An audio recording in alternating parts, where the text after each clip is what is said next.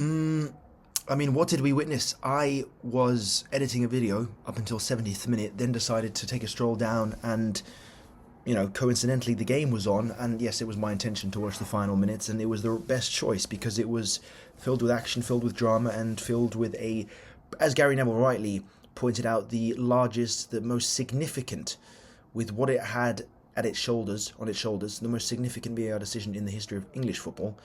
And I think fundamentally it was the right decision. Now let me just take you through my grumble. My grumble is football has become inherently soft, where it's not the players that are soft, it's the players understanding that the narrative around football allows players to get free kicks, get fouls given against or for them for any odd, silly reason. And this has gotten to a point where football is a game played by people that just want to take advantage of the rule, and it's not really that fun to watch because, I don't know, 20 free kicks, 20 whistles a game at the end. You looked at the last 5 minutes of that game, and they were constantly pushing and resulted in a free kick. In my opinion, professional sport needs to be played by true professionals who don't mind, putting your leg in there, putting your body in there, putting your body on the line, and that involves presence, physicality, and what happened to the good old days where there was a lot of contact, a lot of pulling, which fundamentally doesn't prevent any counter or doesn't prevent a goal scoring opportunity. That's a clear distinction for me.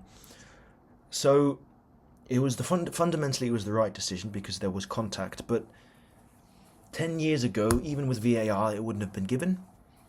Just because, I don't know, soft contact always results in a foul these days. Players are protected. Player safety is now a bigger thing than it ever was, and, to an extent, rightly so. But on the flip side, you have players just falling over if they've been hit with the studs on the knee. It's just it's not fun for the fan to watch, sit there at home and then just, every 20 seconds in the final 5 minutes, there's people falling over, referee awarding them free kicks. But look, now the outcome is as follows. Leeds can't go down, so it's between West Ham and Tottenham. And I think if Tottenham pull off any result apart from a win, I think that, relegation is still very much on. There's only 2 points then. And they still both of them face somewhat difficult opponents. As for the title race, I think that was the game that Arsenal the opponents were looking for Arsenal to drop points in. Them not doing so, I think now means it's going to come down to Crystal Palace away, which surely won't be easy, but I think it will be easier than the prospect of West Ham.